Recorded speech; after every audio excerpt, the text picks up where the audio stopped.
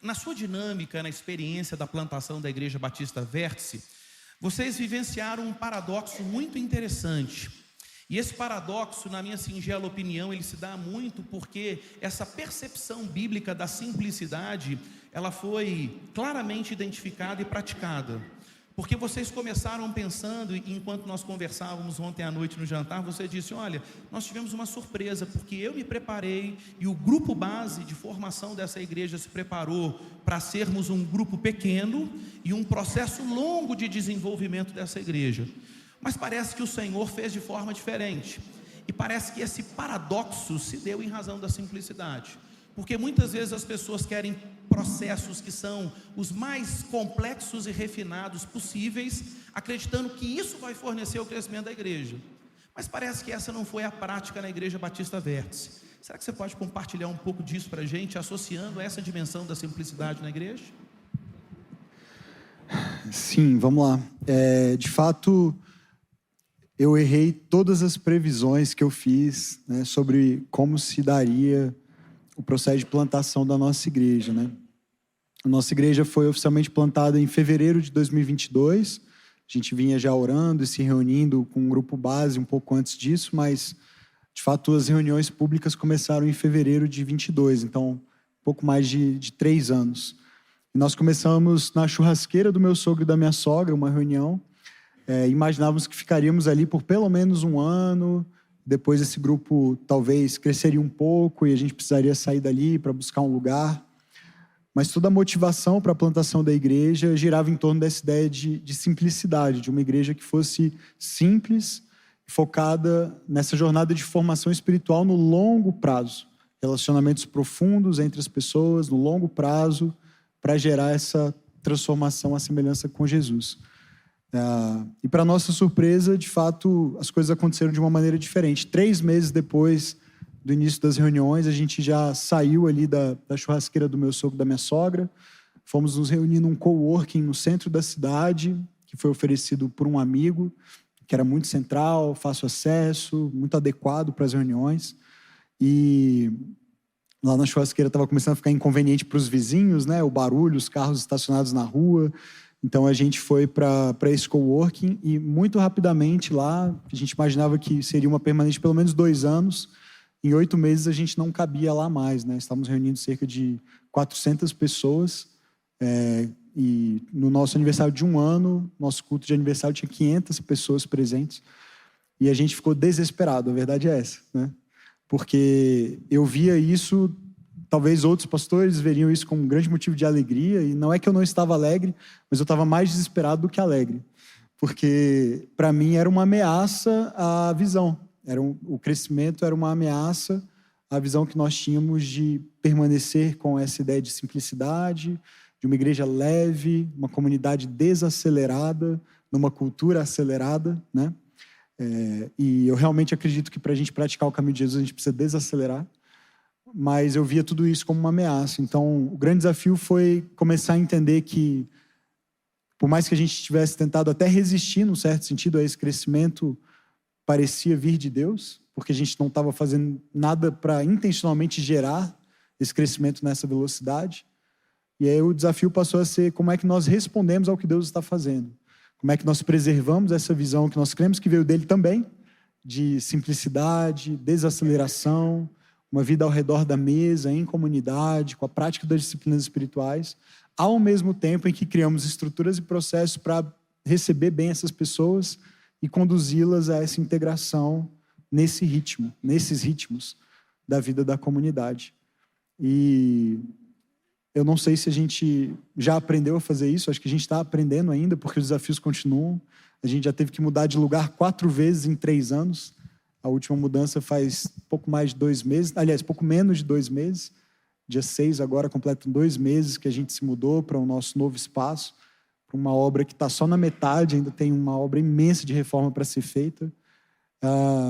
E eu confesso que eu ainda estou, na verdade, assustado, temeroso, um pouco ansioso e pedindo a Jesus que me ensine a ser o pastor que essa igreja agora precisa que eu seja.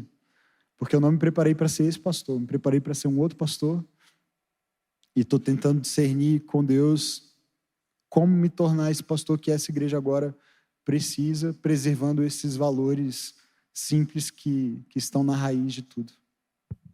Uma coisa interessante desses dias, me relacionando com o pastor Pedro, é porque nós tivemos agora um quarto momento de falarmos sobre a história da igreja, o desenvolvimento do processo da liderança pastoral, porque essa é uma das nossas intenções na Igreja do Amanhã, fornecer instrumentos, boas referências para pastores e líderes cristãos. E uma coisa muito interessante, que em nenhum dos momentos o pastor Pedro falou de números. A grande insistência no ensino do pastor Pedro é evidenciar a importância do nosso aprofundamento num relacionamento de consistência e de fidelidade com o Senhor Jesus. Mas em 3 anos, a igreja do pastor Pedro salta de 15 pessoas para 1.500 pessoas aos domingos. Então, nesse sentido, pastor Pedro, uma coisa interessante que a gente percebe nos nossos dias, no pragmatismo religioso da nossa cultura gospel, onde a gente tem números como grandes ídolos, como grandes troféus que nós tentamos erigir e evidenciar. Como é que a simplicidade pode ser um remédio da parte de Deus para que nós façamos apenas o que o Senhor espera que nós façamos, ou seja, não ficando aquém, mas para que nós façamos apenas aquilo que o Senhor quer que nós façamos na igreja local, não indo além? Acho que é uma pergunta de muitas camadas, né? Porque eu acho que isso se aplica a diferentes ambientes e processos na vida da igreja, né? Mas eu acho que, de forma geral, a simplicidade guarda o coração. E, acima de tudo, que a gente deve guardar, a palavra de Deus diz que a gente deve guardar o coração, né? E há uma tentação gigantesca, e acho que é isso que me assusta muito, porque eu conheço o meu coração, não tão bem quanto Deus, mas eu conheço razoavelmente bem o meu próprio coração para saber que facilmente eu me deslumbraria, posso me deslumbrar ainda com esses números, né? E com a complexidade que naturalmente viria, e tem vindo, porque não adianta, por mais que a gente queira preservar a simplicidade, coisas grandes são mais complexas do que coisas pequenas, por natureza. Porque são mais pessoas, e com mais pessoas você tem mais dilemas, mais demandas, mais necessidades, mais crises, e isso torna as coisas mais complexas, não tem jeito. Então o nosso esforço tem sido em guardar nosso coração, para que o tamanho das coisas não ganhe o nosso coração. Acima de tudo que a gente deve guardar, a gente precisa guardar o coração. E se o coração estiver no lugar certo, estiver focado no Senhor, na sua vontade,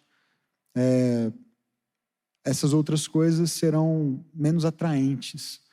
E, na verdade, eu acho que isso tem acontecido, assim, pela graça de Deus. Ele tem nos preservado como uma igreja simples, na medida do possível. Porque, de fato, não é mais tão simples quanto era quando éramos 15 pessoas. E o culto era na churrasqueira dos meus sogros. Então, de novo, ainda é um dilema para mim, ainda é algo que eu estou aprendendo a lidar. Não é algo, honestamente, queridos, não é uma falsa modéstia, não, mas não é algo que eu busquei, nem desejei. Eu já tive até que pedir perdão no encontro de novos membros da igreja. A gente estava recebendo, eu acho que 200 pessoas naquela edição do nosso processo de membresia.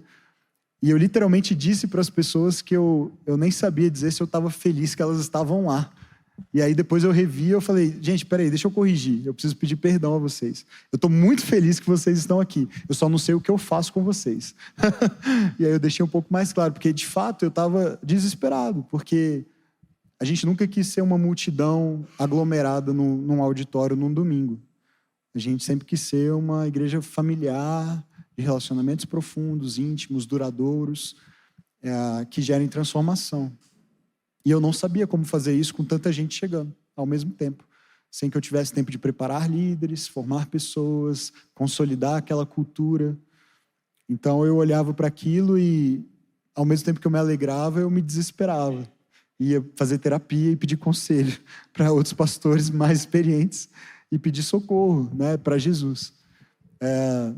Então eu acho que, no fim das contas, é o estado do coração. Um coração que ama Jesus e que está centrado nele, vai encontrar contentamento no pouco e no muito. Paulo diz isso, né? Eu aprendi a viver contente em toda e qualquer situação. Eu sei ter muito, eu sei ter pouco. A abundância, a escassez, eu aprendi o segredo de viver contente em todas as situações, porque é Ele quem me fortalece, e se Ele me fortalece, eu posso encarar qualquer coisa, né? Uma outra pergunta importante, ela é trazida pelo pastor Giovanni Cesário, da Igreja Presbiteriana na cidade de São Lourenço. Ele pergunta como, identificando um processo de uma igreja que talvez se tornou complexa, que talvez se tornou mais ativista, como fazer esse processo para que ela se torne uma igreja simples? Quais conselhos você traria nesse sentido? A gente, quando planta uma igreja, começa um trabalho novo, você tem vantagens e desvantagens, né? E uma das vantagens é que você estabelece uma cultura desde o início. Fazer o processo inverso de simplificar algo que já se tornou ou até nasceu complexo, talvez seja até mais desafiador, mas eu acho que algumas conversas difíceis são necessárias. Você precisa fazer uma avaliação do que está em excesso, do que acontece e existe e que talvez não contribua de maneira tão determinante para o cumprimento da missão e que talvez precisa ser reavaliado, reformado ou até eliminado da agenda, da estrutura ministerial. E isso não pode ser feito com pressa, porque isso envolve sentimento das pessoas, afeto, história, né? E essa história precisa ser honrada e celebrada, ao mesmo tempo em que ela é, em amor, confrontada, né? Quando a igreja tem ministérios que já não contribuem mais para o cumprimento da missão, quando ela tem programas e eventos que não contribuem, às vezes roubam energia, foco, atenção. Esses programas e ministérios ainda existem e acontecem porque alguém se importa e ama, e serve, e se envolve, né? E aí você tem que ter sabedoria e discernimento para conduzir essa pessoa a uma compreensão de que a missão, o porquê, é mais importante do que a forma, o que está sendo feito, né? E levá-la a perceber que focar naquilo que é mais essencial e prioritário para o cumprimento da missão vai ser o melhor para a igreja, ainda que envolva um processo de luto, né? Por um ministério que de repente vai morrer, vai deixar de existir. Então, isso precisa ser feito com paciência, com amor, com sabedoria, talvez num médio e longo prazo e não de imediato, né? Mas precisa ser feito. Bacana. O Antônio Carlos Júnior, ele pergunta de que maneira a igreja local pode proporcionar, especialmente às novas gerações, às crianças, aos adolescentes, os ritmos da vida em comunidade. Excelente pergunta, estamos tentando descobrir. Um dos grandes desafios que eu tenho comunicado para os nossos líderes de crianças, adolescentes e jovens é que o objetivo do trabalho com essas faixas etárias é traduzir essa visão de formação espiritual, de estar com Jesus, tornar-se como Ele, fazer o que Ele fez, para uma linguagem acessível, inteligível para cada uma dessas faixas etárias. Então, é muito comum que, por exemplo, o ministério infantil de muitas igrejas seja estruturado de forma a contar as histórias bíblicas, né? Apresentar as histórias bíblicas para as crianças. E isso é muito bom, é importante, mas nem sempre isso é feito de modo a conectar os pontos dessa grande narrativa da Escritura e fazer a criança perceber que ela é parte dessa história maior e mais, perceber que o ensino é só uma dimensão do processo de formação espiritual. Além dele, a gente precisa também de práticas ou disciplinas espirituais e de relacionamentos numa vida em comunidade. Então, só de entender esse paradigma, um professor do Ministério Infantil pode estruturar o tempo com a criança na escola bíblica ou no culto de uma outra maneira, em que a apresentação da história bíblica é parte, mas não tudo. Ele também vai promover relacionamentos entre as crianças e com o próprio professor ou os professores, que promovam vulnerabilidade, em que a criança possa dizer, por exemplo, como ela está se sentindo, como foi a semana, quais pecados ela cometeu e, quem sabe, deseja confessar, se ela desobedeceu o pai ou a mãe, se desrespeitou o professor na escola, se brigou com um amiguinho, se pegou uma coisa que não era dela. Imagina, criar um ambiente de vulnerabilidade onde haja confissão de pecados no ministério infantil, onde haja oração uns pelos outros, onde haja um momento de de reflexão, de meditação, conduzida por um professor. Meu sonho é que isso aconteça de forma consistente no nosso ministério infantil e que as crianças já sejam inseridas nesse processo de serem discípulos de Jesus, e isso perpasse a adolescência, a juventude até a vida adulta. Então, hoje a gente vê numa igreja que foi plantada e com os adultos que chegaram para essa igreja, as lacunas, as deficiências no processo de formação espiritual desses adultos, inclusive no meu processo, e a gente pensa em talvez propor algo que seja mais efetivo para essas novas gerações que vão ter a oportunidade de crescer nessa igreja. E a responsabilidade é nossa de criar esses processos desde a infância até a vida adulta para eles. Né? Bacana. Tem uma outra pergunta aqui do Diego e da Michele. Como conciliar simplicidade com o avanço cada vez mais acelerado da tecnologia, em especial diante do advento da inteligência artificial? Eu acho que eu tenho uma posição que é um pouco radical em relação a isso e ao mesmo tempo incoerente, porque eu não consigo praticar aquilo que eu acredito. Mas eu realmente acho que o caminho para nós vai ser cada vez mais nos ausentarmos desse ambiente, principalmente de redes sociais, e restringirmos racionalmente e discernindo espiritualmente, restringirmos o nosso uso de tecnologia. Eu acho que um fundamento da espiritualidade é a atenção, né? Tem uma poetisa norte-americana que diz que a atenção é o princípio da devoção. Não há possibilidade de uma devocionalidade que prescinda da atenção, porque a nossa relação com Deus se dá basicamente no tempo, né? Os deuses pagãos, os deuses da antiguidade eram deuses do espaço. Para você encontrá-los, você precisava ir ao templo onde a imagem daquele Deus estava, ou ir a um monte específico no qual havia um altar em adoração àquele Deus. E os israelitas pecaram muito com essas práticas, né? E esses deuses pagãos eram deuses do espaço, mas o Deus da Bíblia é o Deus do tempo. Você não precisa ir a lugar nenhum para encontrá-lo, porque ele está em toda parte. Você só precisa parar. Você precisa só dedicar um tempo para se conectar com ele, para ouvi-lo, para se relacionar com ele. E o que a tecnologia hoje mais faz é roubar o nosso tempo. Não é mesmo? É roubar a nossa atenção. E sem atenção não há devoção. Então eu realmente acho que...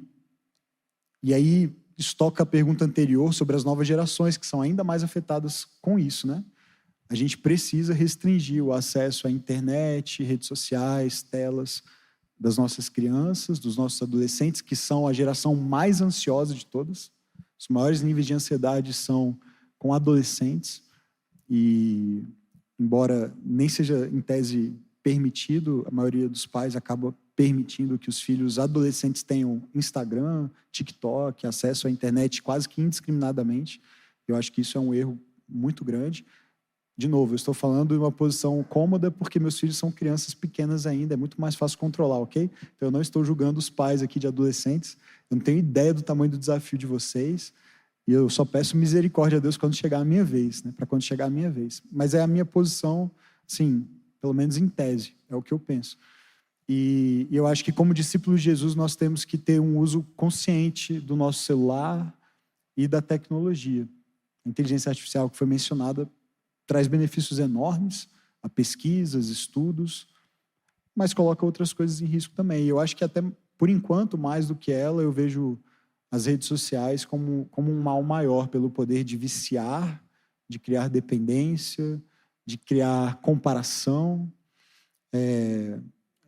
a reprogramação mental que gera, né, por causa dos estímulos de dopamina e liberação hormonal que acontece, muito similar ao uso de drogas. Então, a gente precisa continuar rolando a tela e tendo likes e recebendo novos estímulos, porque a gente fica viciado nisso. E eu acho que isso sequestra a nossa atenção, que poderia estar voltada para Deus, né? Uma coisa curiosa é que a gente não tem mais um fenômeno que era comum quando eu era criança, não faz nem tanto tempo assim. faz algum tempo já, mas que é o fenômeno do tédio. Vocês já repararam que não existe mais o tédio? O tédio entrou em extinção. Eu me lembro que havia muitos momentos entediantes na minha vida quando criança. Eu tinha que acompanhar meu pai no trabalho, por exemplo, e eu tinha um total de 0 coisas para fazer enquanto eu estava esperando ele lá. Eu tinha que ficar esperando o meu pai terminar de trabalhar para eu poder ir embora para casa. No máximo, eu tinha um papel para rabiscar. Mas hoje você tem absolutamente tudo à sua disposição o tempo inteiro. Com séries, com filmes, com streaming, com YouTube, com vídeos, com pessoas para seguir, com informações para absorver, com livros para ler, com músicas para ouvir, todo o tempo que você quiser. Então a nossa mente não para, os nossos pensamentos não param, a nossa atenção não se volta para Deus, porque sabe o que o tédio proporcionava? Oração. Você está parado numa fila de banco, você está parado numa fila de supermercado, você está parado no trânsito, na década de 90. E se você é um discípulo de Jesus, provavelmente você vai fazer em 10, 30 segundos, 2 minutos, uma oração, porque você não tem absolutamente mais nada para fazer. Aí você vai lembrar de um problema, o que você vai fazer? Pedir ajuda para Jesus. Hoje a gente pede ajuda para a inteligência artificial. Como é que eu resolvo isso aqui? A gente pede ajuda para alguém, a gente manda uma mensagem no WhatsApp, a gente marca alguma coisa, a gente olha a agenda, a gente põe uma música. Eu estou me sentindo mal, eu não oro. Eu ouço uma música, eu coloco um podcast, eu procuro alguém que tenha algo a dizer a respeito daquilo que eu estou vivendo. Isso pode ser muito bom em muitos momentos, mas há um risco enorme disso simplesmente eliminar a oração da nossa vida e a nossa atenção que poderia se voltar para Deus nesses momentos. Foi uma resposta extremamente longa, gente, para uma pergunta, mas, enfim... Acho que é porque é um assunto que me interessa bastante. Pessoal, de certa forma, a gente tem muitas perguntas importantes, muito bacanas que foram feitas, nós queremos agradecer, mas em razão do nosso horário, de forma geral, lendo as perguntas, eu percebo que o pastor Pedro, pelo menos, tangenciou todas elas, ok? Pastor Pedro, eu queria encerrar dando a você o espaço para falar o que você acredita que uma iniciativa como essa, da Igreja do Amanhã, pode representar para o fortalecimento de igrejas, para que se tornem efetivamente, biblicamente contextualizadas. Maravilha. Eu estou muito feliz com o que eu vi aqui nesses dias, com o que eu aprendi. Estou voltando para Brasília muito inspirado. Nós temos, está começando a haver, né, também uma demanda lá na nossa igreja de outros pastores, igrejas que querem também aprender mais sobre formação espiritual, sobre estruturação de igrejas simples, bíblicas, contemporâneas e que possam servir a cidade com a pregação da palavra, com o serviço ministerial. E aquilo que eu aprendi, observei e vi aqui nesses dias com a Igreja do Amanhã, certamente vai nos inspirar lá em Brasília, numa iniciativa, se não igual, similar, né? Que a gente sonha em ter no futuro. Acho que a Igreja do Amanhã é o que a igreja hoje precisa. A igreja hoje precisa disso, de superar divisões denominacionais, eclesiásticas, para que nós possamos construir algo que vai além dessas diferenças, né, que é baseado naquilo que nos une, que é a palavra, que é Jesus, que é o Evangelho, e que é o nosso desejo de viver a missão com fidelidade e relevância, né? Então, estou muito feliz de ver tudo isso acontecer. Estimulo vocês a permanecerem engajados, participarem do próximo fórum, da conferência, do curso, porque certamente vai gerar bons resultados aí no seu ministério, na sua vida, nesse enraizamento em Cristo que vai permitir essa frutificação. Então, parabéns pela iniciativa, parabéns a toda a equipe. Eu não sei vocês, mas eu fui muito impactado pelos voluntários aí que nos serviram muito bem, né, nesse evento, com muita excelência. Aliás, acho que merecem uma salva de palmas os voluntários, não é mesmo?